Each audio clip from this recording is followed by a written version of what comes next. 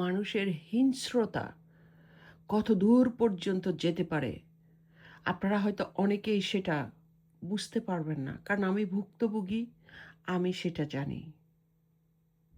এই লোকটা পরকীয়ার মধ্যে পড়ে সে তার বউকে ডিভোর্স করে দিতে পারত, কিন্তু দেখেন ডিভোর্স করলে এই লোকের ভিতরে আরও এমন অনেক ঘটনা আছে যেগুলি তার বউ হয়তো বলে দিবে ডিভোর্স করার পরে, সেজন্য সে কিন্তু তার বউকে খুন করে ফেলেছে।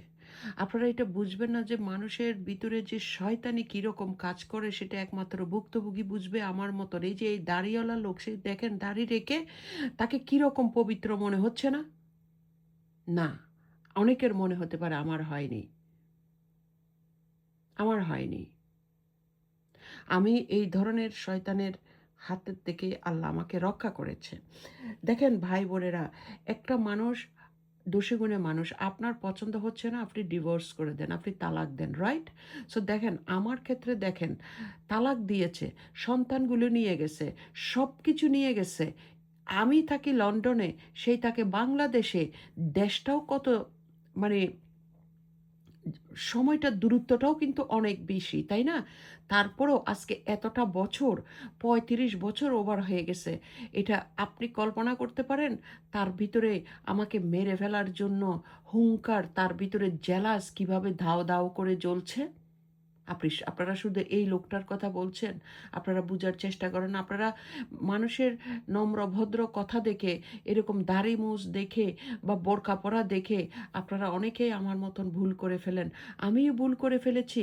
আমিও যে আমার সাথে যেই লোকে জাবিদ্যা যে শয়তানিটা আমার সাথে করতেছে, আমিও তাকে বিশ্বাস করে ফেলেছি। কারণ আমরা মানুষ, আসলে আমরা ভালো মানুষরা সহজেই সবাইকে বিশ্বাস করে ফেলি। আমার আমার মতন মানুষকে সে মানে ঠকাইতে পারছে, আমার মতন মানুষকে সে বিশ্বাস অর্জন করতে পারছে, সেখানে আমি আর আপনাদের কি দোষ দিব? আমি সহজে কাউকে বিশ্বাস করি না,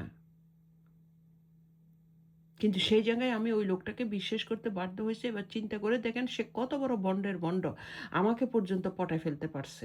এইটুকু শুধু চিন্তা করে দেখেন। আপনারা বলছেন যে ডিভোর্স এই বেটায় দাড়িওয়ালা তালাক দিয়ে দিলে হয়ে যেত, না রে ভাই। তালাকের পরেও থেকে যায় ওদের হিংস্রতা। এই যে আমার তালাক হয়ে গেছে, বাচ্চা নিয়ে গেছে, তারপরে হিংস্রতা কমেনি। এটা তো সোজা কথা না? তালাক দিয়ে দিছো, বাচ্চা নিয়ে গেছো, তোমার সাথে তো আমাদের কোনো কিছুর কোনো রিলেটেড নাই। আমারে কেন মেসেজ দিবে, আমার বিরুদ্ধে কেন এটা করবে, আমার বিরুদ্ধে কেন এটা বলবো, এটা বলবে, যা বলার বলছো তো। আমার নামে অনেক মিথ্যা কথা বলে সে দ্বিতীয় বিয়ে করেছে।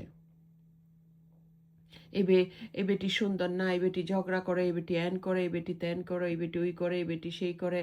তারপর বাচ্চাগুলার ব্রেন ওয়াশ করাইছে, নানান কথা বলছে বাচ্চাগুলার ব্রেনে ওয়াশ করে করে বাচ্চাদেরকে।